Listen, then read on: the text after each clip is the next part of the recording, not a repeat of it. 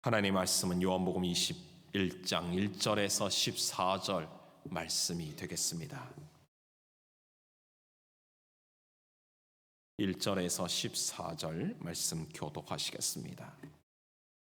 그 후에 예수께서 디베랴 호수에서 또 제자들에게 자기를 나타내셨으니 나타내신 일은 이러하니라.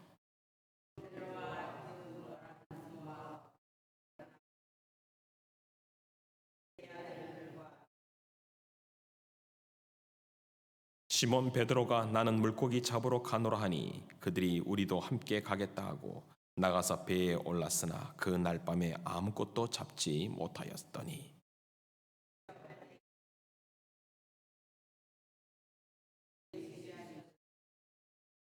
예수께서 이르시되 얘들아 너희에게 고기가 있느냐 대답하되 없나이다. 그리하면 잡으라 하시니 이에 던졌더니 물고기가 많아 그물을 둘 수 없더라. 예수께서 사랑하시는 그 제자가 베드로에게 이르되 주님이시라 하니 시몬 베드로가 벗고 있다가 주님이라 하는 말을 듣고 겉옷을 두른 후에 바다로 뛰어내리더라. 다른 제자들은 육지에서 거리가 불과 한 50칸쯤 되므로 작은 배를 타고 물고기 든 그물을 끌고 와서 육지에 올라보니 숯불이 있는데 그 위에 생선이 놓였고 떡도 있더라.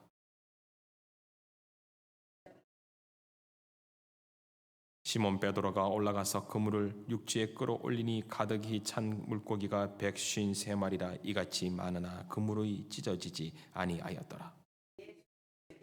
그래서 조반을 먹으라 하시니 제자들이 주님이신 줄을 아는 고로 당신이 누구냐 감히 묻는 자가 없더라.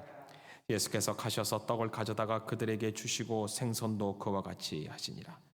이것은 예수께서 죽은 자 가운데서 살아나신 후에 세 번째로 제자들에게 나타나신 것이니라. 아멘. 여러분, 이 아침을 축복합니다. 부활하신 예수님께서 여러분에게 이 아침에 만나 주시기를, 나타나 주시기를 예수님의 이름으로 축복합니다. 아멘. 사랑의 복원력이란 제목으로 이 아침에 하나님 말씀 증거하도록 하겠습니다. 배가 침몰하지 않는 능력을 복원력이라고 합니다. 뒤뚱뒤뚱 쓰러질 것 같으면서도 배는 제자리로 항상 돌아오는 바로 하중 설계의 중심성, 그리고 그것에 봉원력이 있었도록 만드는 것이 배 건조 조선술의 기술이 아닐까 생각이 됩니다. 신앙도 복원돼야 되고 가정도 복원되는데 이 최고의 복원력은 이 사랑입니다. 신천지에 빠졌던 어떤 청년이 신천지에서 벗어나올 수 있었던 가장 결정적인 계기는 가족의 사랑입니다. 가족이 끝없이 설득하고 가족이 그를 끝까지 지켜주고 가족이 끝까지 찾아가니까 그 사랑 앞에 무너져서 신천지에서 탈퇴하게 되게 되지 않았습니까? 사랑은 절대 포기하지 않습니다. 사랑은 가족 관계마저도 하나님과의 관계마저도 복원하는 능력이 있습니다. 결혼의 위기를 맞이하는 부부가 어떻게 복원될 수 있을까요? 첫사랑을 기억하면 그 사랑이 다시 한번 회복되는 것을 우리는 알 수 있지 않습니까?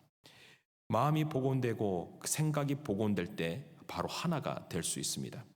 오늘 본문은 예수님이 실패와 좌절 속에 있는 그리고 자기의 삶으로 돌아가 버린 제자들을 다시 찾아 나셔서 그들의 신앙을 복원시키시는 예수님의 모습을 볼 수 있습니다.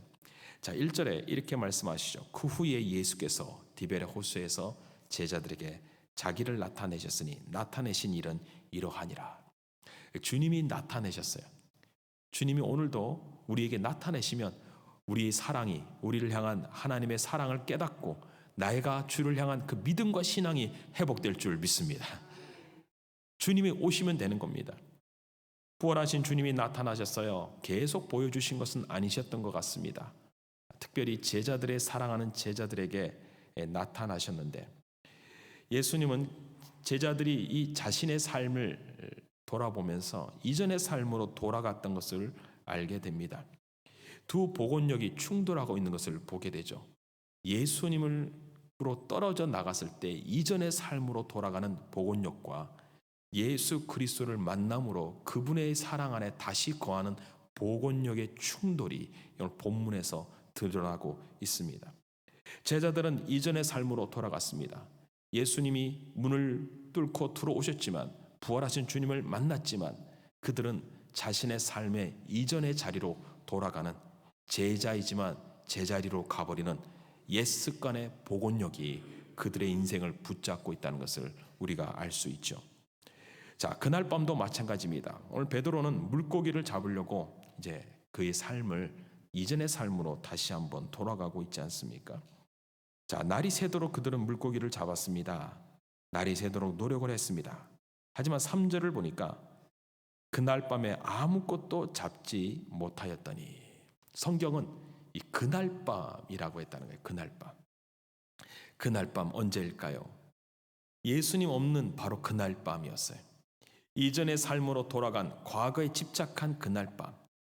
어떻게 보면 인생의 실패한 어두운 밤이었다는 것을 오늘 요한은 이야기해주고 있는 것이 분명합니다.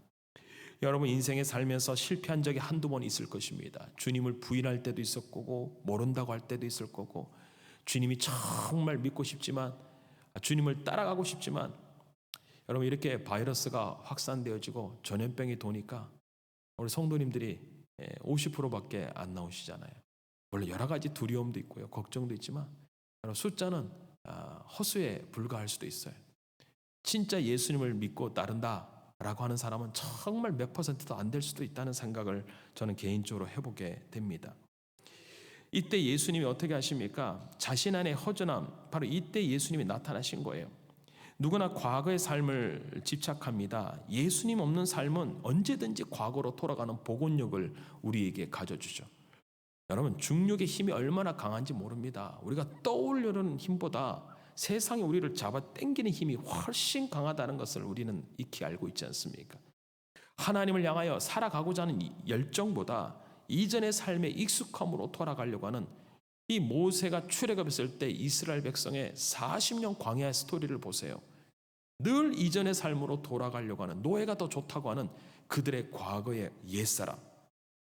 예수님 없는 것이 고통임에도 불구하고 그들의 허전함을 채우기 위하여 부단히 노력하는 이 제자들의 모습.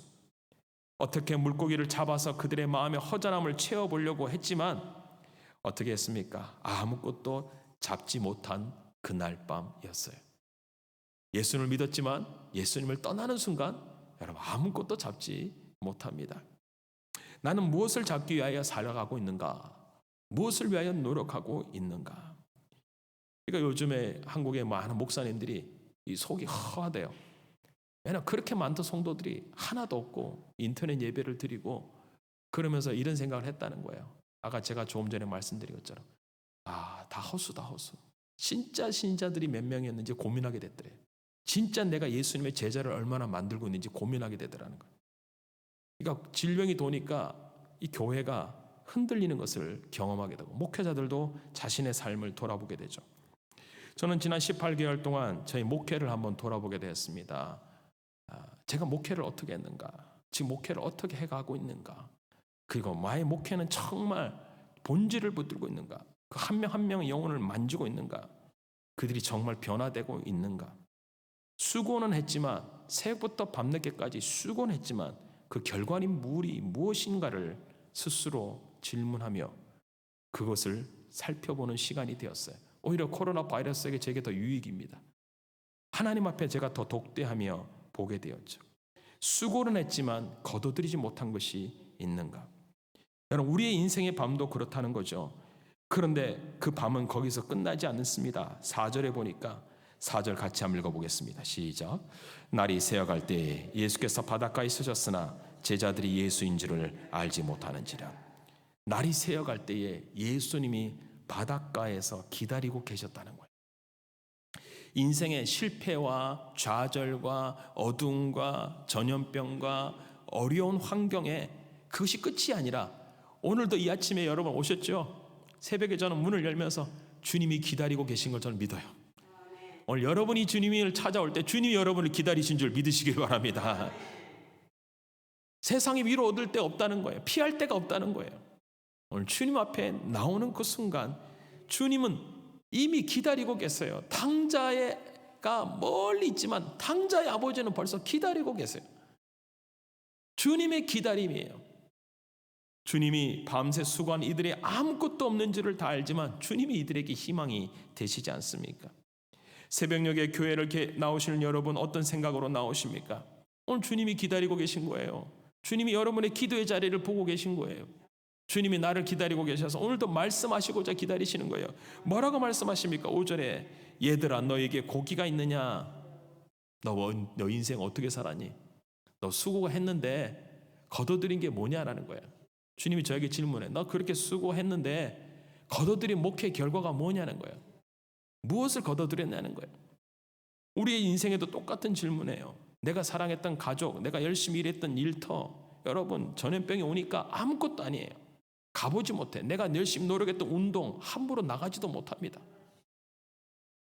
내가 만났던 사람들 누구 제대로 못 만나는 거예요.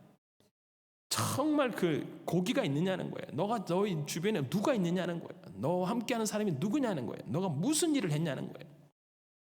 아무것도 없는 인생의 어두운 밤을 통과한 제자들에게 오늘 주님은 얘들아라고 외쳤다는 거예요. 얘들아. 제자들아 아니었어요. 얘들아 했어요. 왜 그랬을까? 주님은 오늘도 아버지의 마음을 가지고 다가오시는 거예요.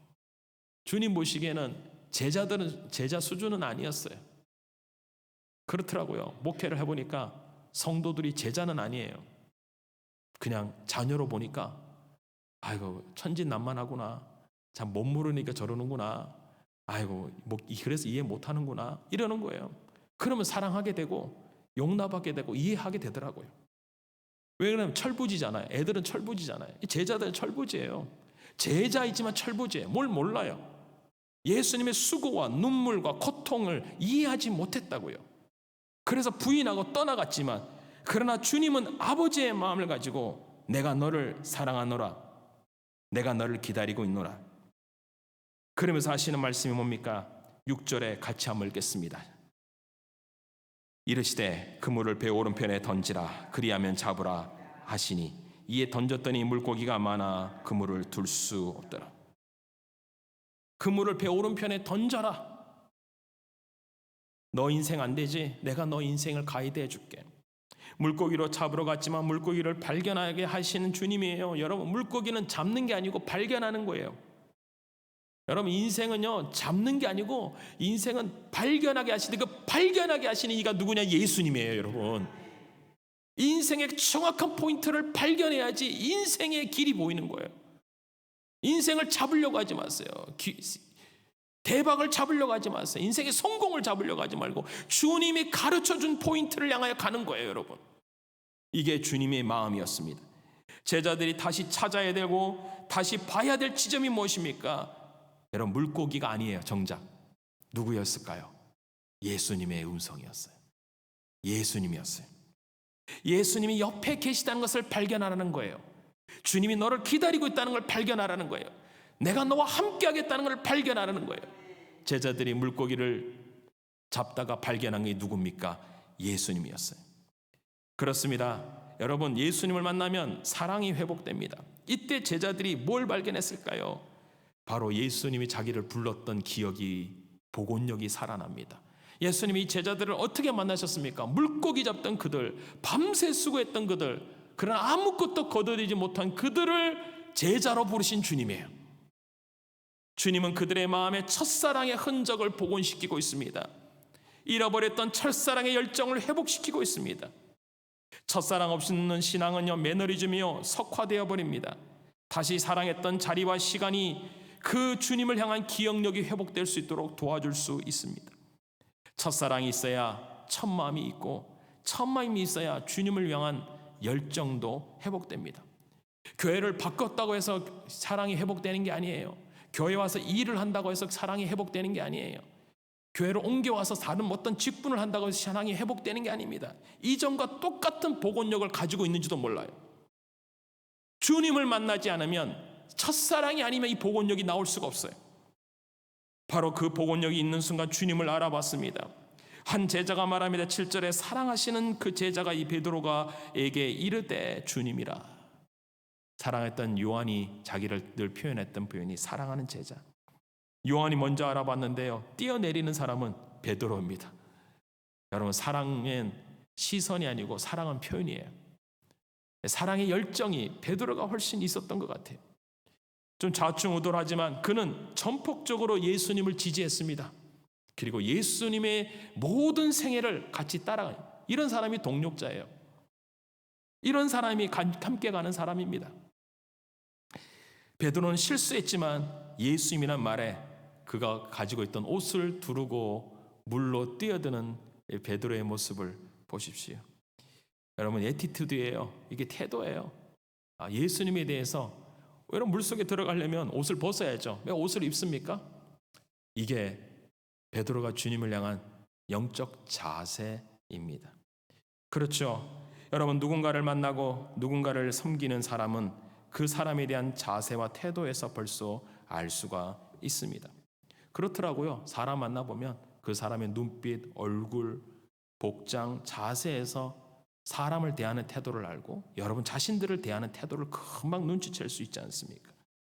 여러분, 베드로는 주님에 대한 최대한 예의를 지켰습니다. 자신이 얼마나 부족한 사람이나 사실 알고 옷을 입고 물속으로 뛰어들었어요. 이게 너무나 아이러니죠. 근데 그 거리가 약 한 100m 정도 된대요. 자, 이제 물가로 도달한 제자들이 주님을 만나게 됐습니다. 그런데 주님이 어떻게 하고 계십니까? 숯불이 있는데 9절에 생선이 놓고 떡도 있더라. 예수님이 10절에 이렇게 말씀하세요. 지금 잡은 생선을 좀 가져오라. 주님은 숯불을 피워놓고 지금 제자들을 기다리고 계십니다. 어떻게 보면 생선 153마리를 잡아온 이들에게 그 숯불을 피워 계신 주님, 그리고 제자들에게 한 말씀 하세요. 와서 조밥 먹어라. 아침 식사 준비되었다. 밥 먹자. 오늘 주님이 이 제자들에게 숯불을 피워놓고 생선을 잡아놓고 한 말씀 하셨어요. 밥 먹자. 여러분, 숯불 하면 기억나십니까? 베드로가 예수님을 부인하는 그날 밤이 숯불 옆에서 불을 쬐다가 너도 그와 함께 있던 제자가 아니냐, 그 말을 듣고 부인했던 베드로예요. 베드로는 어떤 생각이 들었을까요? 여러분, 어떤 생각이 그의 마음에 교차하고 있었을까요? 주님이 자기의 처음부터 끝까지를 다 알고 계신 거예요. 실패했던 인생, 생선도 못 잡던 인생, 그 인생이 숯불에서 자기 예수님을 부인했던 그 모든 인생을 꿰뚫어 보시는 주님이 이제 그의 마음에 얼마나 찔림이 있었을까요? 얼마나 상처가 생겼을까요? 얼마나 죄송한 마음이 들을까요? 근데 주님은 한마디 하셨어요. 밥 먹자. 목회가 뭐냐라고 묻는다면 밥 먹는 것 같아요. 여러분, 다 목회에 동의하지 않습니다. 목회자에게 다 환영하지 않습니다. 모세를 보면 위로가 돼요. 모세에게 돌팔매질 하잖아요. 목회가 참 힘들어요. 그런 면에서 우리 원로 목사님, 여기에 지태영 목사님, 그 목회 30년, 40년을 통과했다는 거예요. 고난과 환난의 시간이라는 거죠. 오죽하면 우리 2세를 많이 둔 우리 브리즘 한인 장로교 성도님들이 자녀들을 목회자 아무도 안 시켰잖아요. 35년, 36년 됐지만 목회자 한 명 안 나왔잖아요. 힘들다는 걸 알고 있는 거죠.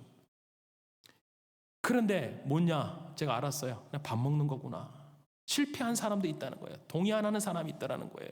함께 못 가는 사람이 있다는 거예요. 그냥 밥 먹는 거예요. 예수님이 실패한 제자들을 향하여 어떻게 하세요? 밥 먹자. 이게 뭘까? 이게 부모의 마음이더라고요. 이건 제자를 향한 스승의 마음이 아니고 부모의 마음이더라고요. 부모가 부모에게 혼나 집을 뛰쳐나간 자식이 있어요. 여러분, 돌아왔습니다. 저녁에 어떤 부모는 혼을 낼 거예요. 하지만 어떤 부모는 밥 먹어라. 이게 목회더라고요. 이게 하나님의 마음이고 이게 예수님의 마음인 것을 저는 알게 되었습니다. 사랑하는 성도 여러분, 예수님은 자신의 생명을 내어주시고 아침 식사를 준비하고 계시고 자신을 배신하고 실패했던 그 제자들을 향하여 그들의 마음을 복원시킵니다. 잘못을 복원시킵니다. 기억력을 복원시킵니다. 실패를 복원시킵니다. 그러나 정작 복원시키고 싶으셨던 것은 그들을 향한 예수님의 사랑이 무엇인지를 알기를 원하신 거고, 그들도 예수님에 대한 첫사랑이 회복되기를 원하시는 주님의 복원이에요.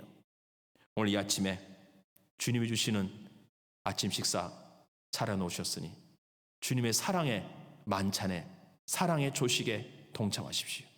그리고 주님의 사랑 앞에 여러분의 인생을 맡기시고 주님의 사랑으로 그 따뜻한 밥 한 끼를 드시며 여러분 주님을 향한 사랑이 다시 한번 복원되는 이 아침 되기를 예수님의 이름으로 축복합니다. 아멘. 주님 이름 부르며 자유롭게 기도하다 돌아가시겠습니다.